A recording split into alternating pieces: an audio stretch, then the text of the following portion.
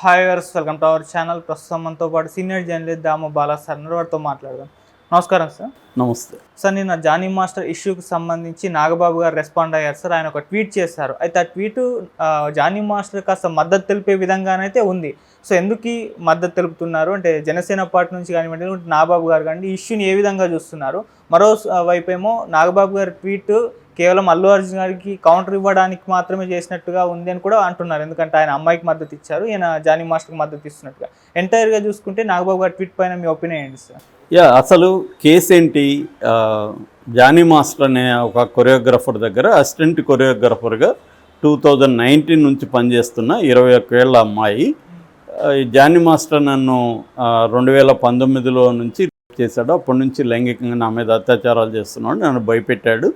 So నా తల్లిదండ్రులను చంపేస్తున్నాడు, ఇండస్ట్రీలో లేకుండా చేస్తున్నాడు, అందువల్ల నేను సరెండర్ అయ్యాను. బట్ అప్పటి నుంచి ఆయన భార్య నన్ను వేధింపులకు గురి చేస్తున్నారు, కొట్టారు, తిట్టారు, ఇలాగా ఆమె కేసు పెట్టింది. దానికి సంబంధించి ముందు రాయదుర్గం పోలీస్ స్టేషన్లో 0 ఎఫ్ఐఆర్ నమోదు చేశారు. దాని తర్వాత నార్సింగ్కి పోలీస్ స్టేషన్కి ట్రాన్స్ఫర్ చేశారు. నార్సింగ్ పోలీసులు రెగ్యులర్ ఎఫ్ఐఆర్ నమోదు చేశారు. 376 రేపు, 506 క్రిమినల్ ఇంటిమిడేషన్, 323(2) హర్ట్, తర్వాత పోష్ అంటే prevention of sexual harassment in work place, POCSO protection of children from sexual offences. ఈ సెక్షన్ల కింద కేసు పెట్టారు. ఇది గతంలో అంటే బిఎన్ఎస్ చట్టం రాకముందు జరిగింది కాబట్టి వీళ్ళ ఉద్దేశంలో అది పాత చట్టాలు వర్తిస్తుందని ఐపీసీ కిందనే పెట్టారు. సో ఇది ఏమైందంటే జానీ మాస్టరు జనసేన సభ్యుడు, పవన్ కళ్యాణ్కి సపోర్టుగా క్యాంపెయిన్లు కూడా చేశాడు. తర్వాత కొంత చారిటీ వర్క్ కూడా జనసేన తరపున చేశాడు. కాబట్టి ఇది పొలిటికల్ టర్న్ తీసుకునింది.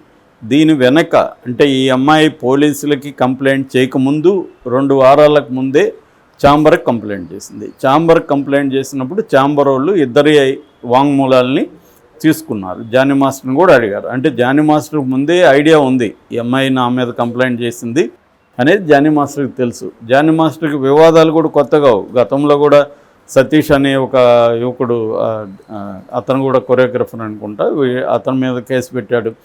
ఒక 6 నెలలు జైలు శిక్ష కూడా జానీ మాస్టర్కి పడింది. ఎందుకంటే ఇవన్నీ కామన్, ఇండస్ట్రీలో వివాదాలు ఉంటాయి.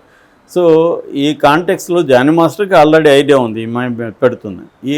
అంటే ఇండస్ట్రీలో కూడా తెలిసిపోయింది, 2 వారాల ముందే తెలిసిపోయింది.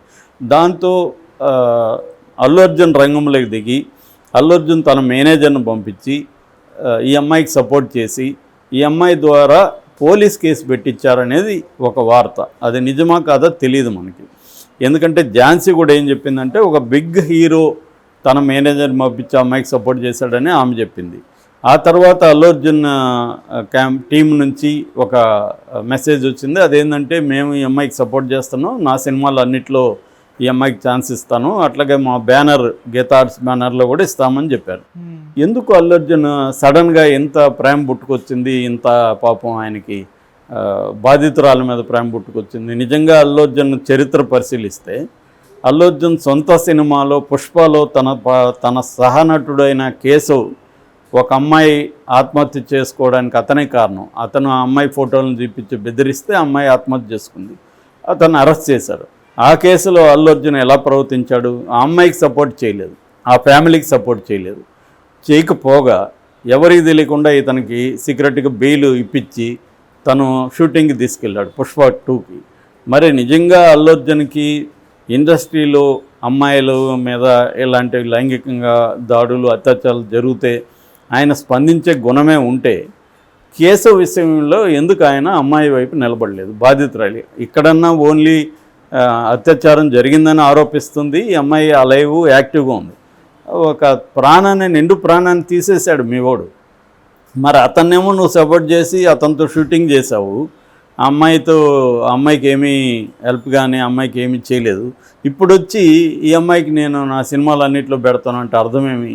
క్లియర్గా పవన్ కళ్యాణ్తో ఇతను ఉన్నాడు కాబట్టి, జానీ మాస్టరు జనసేన కాబట్టి ఛాన్స్ వచ్చింది కాబట్టి పవన్ కళ్యాణ్ మీద జనసేన మీద ప్రతీకారం తీర్చుకోవడానికి అల్లు అర్జున్ రంగంలో దిగాడనేది ఎవరికైనా అర్థమైపోతుంది. దాన్నేమీ విశ్లేషకులు అవసరం లేదు, అందరికీ అర్థమైపోతుంది.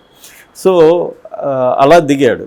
దాంతో ఏమైపోయింది, ఇప్పుడు జనసేన మీద ప్రెజర్ వచ్చింది, జనసేన వాళ్ళు చర్య తీసుకోవాలి.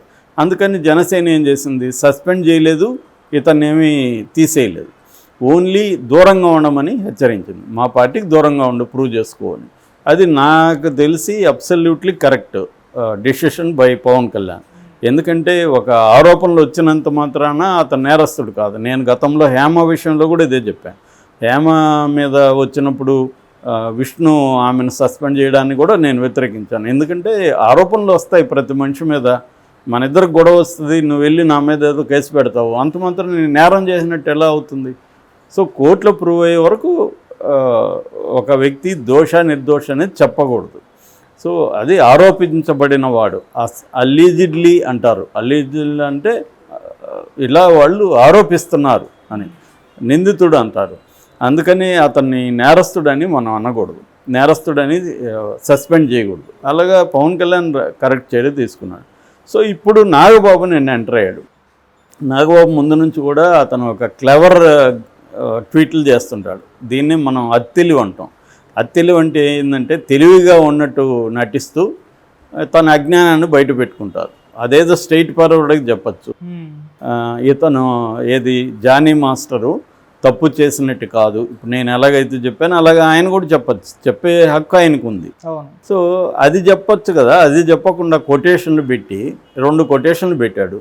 ఒక కొటేషన్ ఏంటంటే, don't believe everything you hear, there are always 3 sides of a story, yours, theirs and the truth, Robert Evans అని చెప్పాడు. యాక్చువల్గా ఫ్రెడరిక్ నీషే 19th centuryలో అనేది చెప్పాడు ఈ మాట.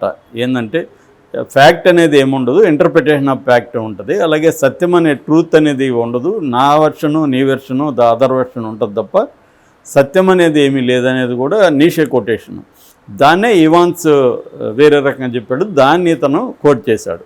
అంటే ఇతను ఉద్దేశం ఏంటి ఈ కొటేషన్లో, మీరు ఏది వింటే అది నమ్మకండి, సత్యం అనేది మీరు వాళ్ళు చెప్పేది మేము చెప్పేది కాకుండా వేరేది కూడా ఉంటుంది, 3 sides ఉంటాయి అని చెప్పాడు. మంచిదే, మరి అన్నిటికీ అలాగే ఉంటుంది కదా. జగన్ విషయంలో అలాగ ఉండదా? జగన్ విషయంలో వీళ్ళు ఎన్నిసార్లు విమర్శించారు అతన్ని, అతను దొంగ అని, అతను 420 అని, అతని కేసులు ఉన్నాయని. మరి జగన్కి కూడా అదే వర్తిస్తుంది కదా సత్యం అనేది. సో ఇక్కడ ఏంటంటే నాగబాబు చెప్పిన దాంట్లో ఏం తప్పు లేదు, నాగబాబు చెప్పిన కొటేషన్లో కూడా తప్పు లేదు, కరెక్టే. అది సత్యం అనేది వేరే ఉంటుంది, ఎవరి అభిప్రాయాలు వాళ్ళు ఉంటాయి. కానీ తన విషయంకి వచ్చేసరికి మాత్రమే ఈ కొటేషన్ గుర్తొచ్చిందా, తను విమర్శించేటప్పుడు ఏమైంది అనేది ఇక్కడ ప్రశ్న. 2వ quotation, no person can be considered guilty of a crime until he or she has been found guilty of that crime by the court of law, sir William Garrow. ఇది అగైన్ నాగరిక ప్రజాస్వామ్య దేశాల్లో ఎక్కడైనా కూడా నేచురల్ జస్టిస్ ఉన్నప్పుడు, ఒక మనిషి మీద ఆరోపణలు వచ్చినప్పుడు ఆ మనిషి నేరం చేశాడని ఎవరు కూడా చెప్పకూడదు అంటిల్ కోర్టు ప్రూవ్ అయితే. అది కూడా కోర్టు కూడా చిన్న కోర్టులో ప్రూవ్ అయినా కూడా గిల్టీ కాదు, మళ్ళీ పై కోర్టు రిలీజ్ చేయొచ్చు. సుప్రీంకోర్టు వరకు ఉంది ఇక్కడ, సుప్రీంకోర్టులో కూడా ప్రూవ్ అయితే అప్పుడు అతను గిల్టీ. సుప్రీంకోర్టులో ఒక్కోసారి కేసు కొట్టేస్తూ ఉంటారు, అప్పుడు అతను గిల్టీ కాదు. సో ఇది కూడా కరెక్టే, 100% ఆయన చెప్పడం కరెక్టే. అట్లా ఇప్పుడు జానీ మాస్టర్ మీద ఆరోపణలు మాత్రం వచ్చాయి, అతను నేరం చేశాడా లేదనేది మనం చెప్పొద్దు అనేది ఆయన చెప్పినట్టుగా మనం అర్థం చేసుకోవాలి. ఆయన తెలివిగా కొటేషన్ చెప్పినా ఆయన చెప్పదలుచుకున్న ఉద్దేశం ఏంది, జానీ మాస్టర్ మీద ఆరోపణలు మీరు నమ్మకండి, ఎందుకంటే సత్యం అనేది వేరే ఉంటుంది, అభిప్రాయాలు వేరే ఉంటాయి, స్టోరీకి అనేక వెర్షన్లు 3 వెర్షన్లు ఉంటాయి, కాబట్టి మీరు నమ్మకండి అనేది ఒకటి. 2వది, జానీ మాస్టర్ నేరస్తుడు కాదు, అతను ముద్దాయి మాత్రమే, ఆరోపించబడిన వ్యక్తి మాత్రమే అని కూడా అతను చెప్పినట్టుగా మనం క్లియర్గా అర్థమవుతుంది. సో ఈ విధంగా ఏంటంటే జానీ మాస్టర్ని సపోర్ట్ చేస్తున్నట్టుగానే అర్థమవుతుంది. తప్పులేదు, ఆయన చెప్పిన దాంట్లో తప్పులేదు. ప్రాబ్లం ఏమొస్తుందంటే ఈయన మరి ఇదే సూత్రాన్ని ఇప్పుడు జగన్ మీద ఏదైనా కేసులు ప్రూవ్ అయ్యి ఆయన కన్విక్టెడ్ అయినాడా? లేదు కదా.